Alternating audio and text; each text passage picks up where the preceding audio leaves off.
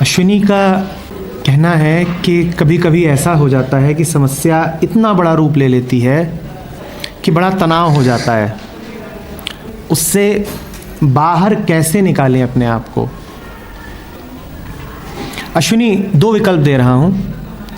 पहला ये कि समस्या से बाहर कैसे निकालें, और दूसरा ये कि समस्या पैदा ही ना हो। कौन सा बेहतर है?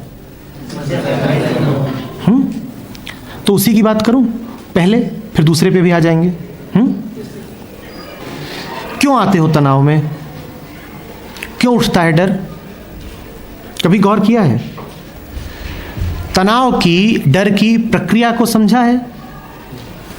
उसकी जड़ तक गए हो? क्या है, मुझे समझाओ। डर कहां से आया? डर का अनुभव कैसे हुआ? तनाव में क्यों आ गया मन? समझना। डर है, जैसा अभी कहा इसने, कि कुछ खो जाएगा। इसके अलावा तुम्हें कोई डर नहीं होता। मात्र एक डर है तुम्हें कि कुछ खो जाएगा। और तनाव का अर्थ है कि मन के दो हिस्से हो गए हैं और दोनों विपरीत दिशा में भाग रहे हैं। इसी का नाम तनाव है, टेंशन, खिंचाव। कुछ इधर जाना चाहता है और कुछ उधर जाना चाहता है। मैं तुमसे कह रहा हूं, डर और तनाव दोनों ही जुड़ी हुई बातें हैं। एक को समझ लिया तो दूसरे को भी समझ जाओगे। एक कहानी से शुरू करते हैं।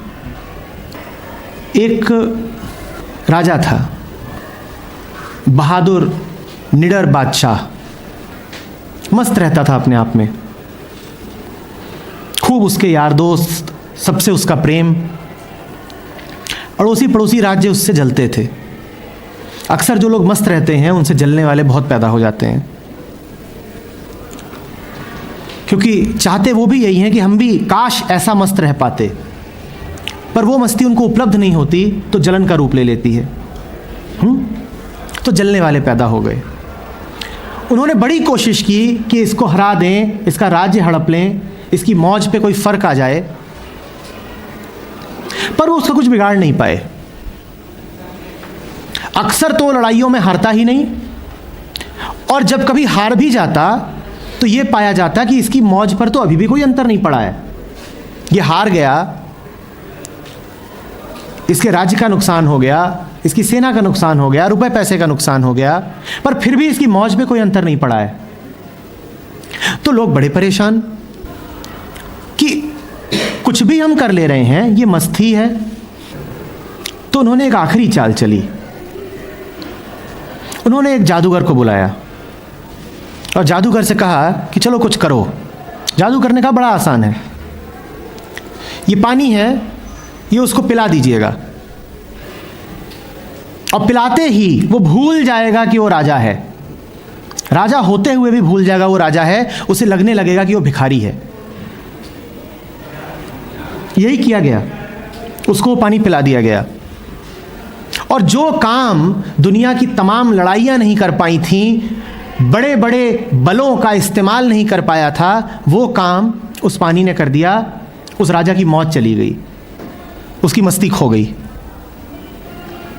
वो चारों तरफ भटकने लगा कि मैं भिखारी हूं, मेरे पास कुछ नहीं है, मुझे दे दो।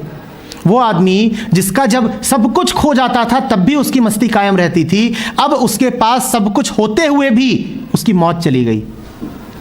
वो दर दर भटकता रहा। किसी से कह रहा है खाने को दे दो, किसी से कह रहा है मैं बड़ा दुखी हूं, सुख दे दो, किसी से कह रहा है कि मैं बड़ा डरा हुआ हूं, मुझे थोड़ी सी शांति मिल सकती है। बड़ा भिखारी बन गया है, सब कुछ उसके पास। उसके राज्य के लोग बड़े परेशान हुए कि ये क्या हो गया हमारे दोस्त को, हमारे राजा को। तो फिर एक ही तरीका था उनके पास कि उसको किसी तरीके से याद दिला दें।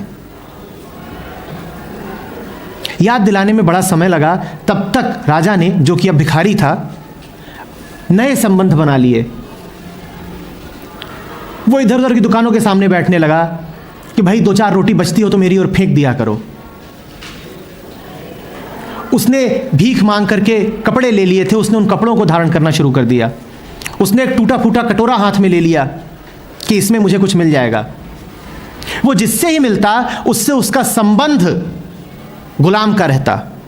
वो सबसे यही कहता, मैं तुम्हारा गुलाम हूं, तुम मेरे मालिक हो। और उसने अपने चारों ओर 50 मालिक खड़े कर लिए, हर कोई अब उसका मालिक था। सबके सामने यही कहता, मालिक कुछ दे दो, मालिक कुछ दे दो। किसी से नौकरी भी मांगने लगता, मालिक थोड़ी सी नौकरी दे दोगे। किसी से कहता थोड़ा ज्ञान दे दो। किसी के पास जाता और कहता थोड़ा प्रेम दे दो ना, उसकी भी बड़ी भूख है, कोई मुझे प्यार नहीं करता, थोड़ा सा प्रेम दे दो। मांगता ही फिरता था। लेकिन उसके दोस्तों ने कोशिश करी और फिर एक दिन उसको अचानक याद आ गया कि मैं भिखारी नहीं, मैं बादशाह हूं। और जैसे ही उसको याद आया कि मैं भिखारी नहीं हूं, मैं तो बादशाह हूं, उसकी मौज वापस आ गई, उसकी मस्ती वापस आ गई। और उसने अपने भिखारीपन में जितने संबंध बनाए थे वो सारे संबंध उसके पल भर में टूट गए, क्योंकि वो सारे संबंध ही डर के और गुलामी के थे। तो उसकी गुलामी खत्म हो गई।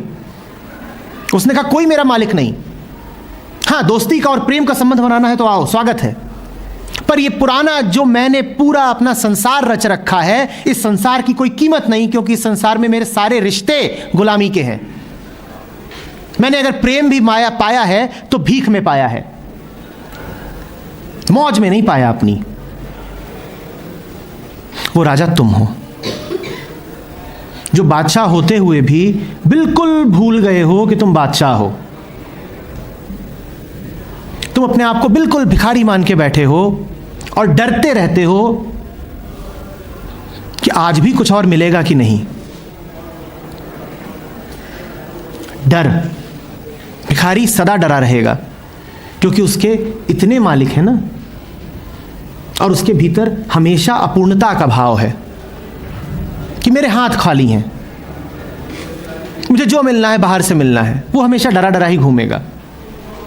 और भिखारी हमेशा तनाव में भी रहेगा, क्योंकि उसका एक नहीं मालिक है, उसके कई मालिक हैं और अलग अलग मालिकों की अलग अलग मर्जी हो सकती है, तो उसको अलग अलग दिशाओं में जाना पड़ेगा, वो बट जाएगा। उसका एक मालिक है परिवार, परिवार कह रहा है इस तरफ को चलो। उसका दूसरा मालिक है समाज, समाज कह रहा है दूसरी तरफ को। तीसरे मालिक हैं उसके दोस्त यार, जो कह रहे हैं नहीं चलो घूम फिर के आते हैं। चौथा मालिक है मीडिया, उसके 50 मालिक हैं जो उसे 50 दिशाओं में खींच रहे हैं, और इन्हीं 50 दिशाओं में खींचे होने का नाम है तनाव। मैं जाऊं किधर को? इधर को चलता हूं तो उसको बुरा लगता है, उधर को चलता हूं तो इसको बुरा लगता है, मैं जाऊं किधर को? डर और तनाव दोनों स्पष्ट हो रहे हैं। डर और तनाव दोनों इस बात के लक्षण हैं कि कहीं तुम पर कोई जादू कर दिया गया है, तुम्हारे भीतर यह बात भर दी गई है कि तुम भिखारी हो। तुमसे कह दिया गया है कि जब तक तुम कुछ बन नहीं जाते तुम किसी लायक नहीं हो। तुमसे कह दिया गया है कि अगर प्यार भी पाना है तो पहले उसकी काबिलियत पैदा करो। ये सब बातें, जहरीली बातें तुम्हारे दिमाग में भर दी गई हैं। तुमसे लगातार कह दिया गया है कि संसार एक दौड़ है, एक रेस है, जिसमें तुम्हें जीत के दिखाना है, और अगर तुम जीते नहीं हो तो तुम्हारी कोई कीमत नहीं। तुमसे कहा गया है तुम खाली हाथ हो, जाओ लूटो, पाओ, अर्जित करो। यही तो है ना भिखारी होना, और क्या है? यही जादू कर दिया गया है तुम्हारे साथ, यही पानी पिला दिया गया है तुमको, और इसी कारण डरे डरे घूमते हो। और मैं तुमसे कह रहा हूं, ये पानी तुमको बचपन से ही पिलाया जा रहा है, और 10 दिशाओं से पिलाया जा रहा है। टीवी खोलते हो तो टीवी यही पानी पिला रहा है, अखबार उठाते हो तो अखबार यही, परिवार यही, शिक्षा यही, समाज यही। वो सब तुम में लगातार स्थापित कर रहे हैं अधूरेपन का भाव कि कुछ खोट है तुम में। लगातार यही कहा जा रहा है, कुछ खोट है तुम में। परिवार कह रहा है देखो पड़ोसी को, देखो वो कितना ऊंचा और तुम कुछ नहीं, खोट है तुम में। मीडिया तुमसे कह रहा है अरे तुम्हारे चेहरे का रंग गाढ़ा है, खोट है तुम में, लो ये क्रीम लगाओ। सिनेमा तुमसे कह रहा है अरे इतनी उम्र हो गई अभी तक साथी नहीं मिला तुम्हें, कुछ खोट है तुम में, जाओ ढूंढ के लाओ। शिक्षा तुमसे कह रही है अरे बस इतने ही प्रतिशत नंबर आए, कुछ खोट है तुम में, जाओ बढ़ो, प्रतिशत बढ़ाओ अपना।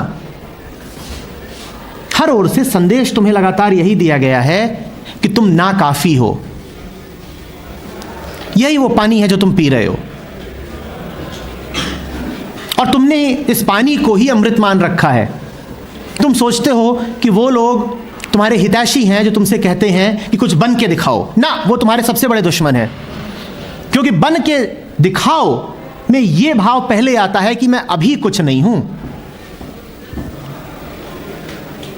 वो लगातार तुमसे कह रहे हैं कि अभी तुम जैसे हो बेकार हो, फालतू हो, व्यर्थ हो।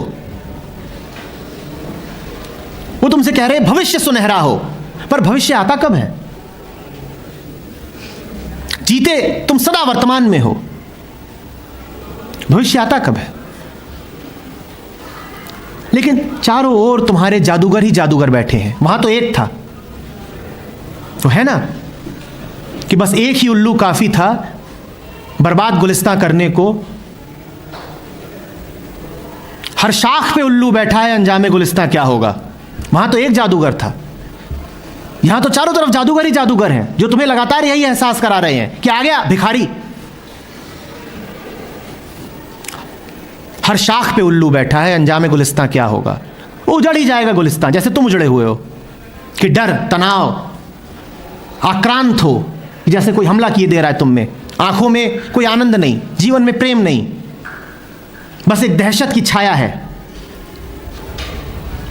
दो शब्द तुमसे उठ के बोले नहीं जाते, एक एक कदम तुम उठाते हुए सहमा हुआ। क्या जीवन ऐसा ही नहीं है?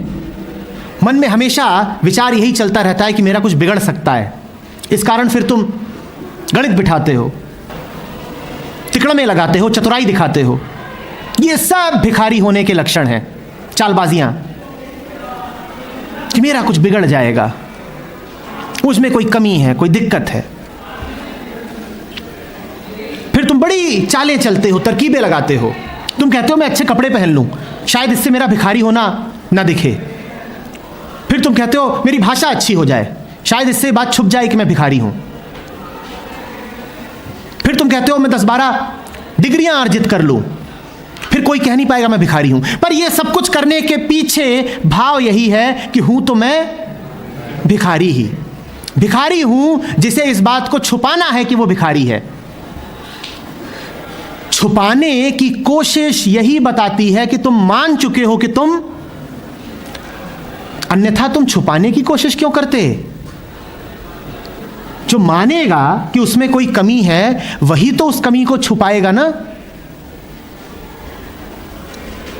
और तुमने छुपाने के पूरे इंतजाम कर रखे हैं। तुम नकली चेहरे पहनते हो, तुम नकली बातें करते हो। ये सब क्या है? डर और तनाव मूलतः इसी भाव से निकलते हैं कि मेरा कुछ छिन सकता है। तुम कुछ कर लो, न डर से मुक्ति पाओगे न तनाव से मुक्ति पाओगे जब तक तुमने ये धारणा बांध रखी है कि मेरा कुछ छिन सकता है, या कि मुझे बाहर से कुछ मिल सकता है। दोनों एक ही बातें हैं। जब तक तुमने ये धारणा बांध रखी है तुम्हें डर से मुक्ति नहीं मिलेगी। अपने चारों ओर की दुनिया को देखो, ये डरी सहमी ही घूमती है, क्योंकि सबने यही बात बांध रखी है, मेरा कुछ छिन जाएगा। कोई दूसरा है जो छीन सकता है और कोई दूसरा है जो मुझे कुछ दे सकता है। ये निर्भरता, ये पराश्रिता, ये तुम्हें हमेशा डर में रखेगी। तुम हंसोगे भी तो वो एक डरी डरी हंसी होगी। ऐसी तो होती है हमारी। तुम मुस्कुराओगे भी तो लगेगा रुआंसे हो। मस्ती नहीं मिलेगी, मौज नहीं मिलेगी जैसी एक बच्चे की होती है। वो खिलखिलाता है, वास्तव में गा नहीं पाओगे जैसे चिड़िया गाती है। डर डर के नहीं गाती है वो। तुम तो गाओगे भी तो ऐसे कि कोई दूसरा खुश हो जाए। भिखारियों को गाना गाते सुना है? ट्रेन में, बस में भिखारी गाना गाते हैं। उनको गाना गाते सुना है? वो गाते भी इस खातिर हैं कि भीख मिल जाए। तो तुम भी तो इसीलिए गाते हो। अभी मैं कहूं कि यहां आके गाना गाओ तो तुम लगातार भीड़ की आंखों में झांक रहे होगे कि कैसा लगा मेरा गाना। अरे 2 ताली तो बजा दो। यही तो भीख है जो तुम मांग रहे हो कि 2 ताली तो बजा दो। थोड़ी मान्यता दे दो, थोड़ी स्वीकृति तो दे दो कि मैं अच्छा हूं। जैसे ट्रेन में गाता हुआ भिखारी कि भजन भी गा रहा है तो इसलिए कि 2 पैसे मिल जाएं।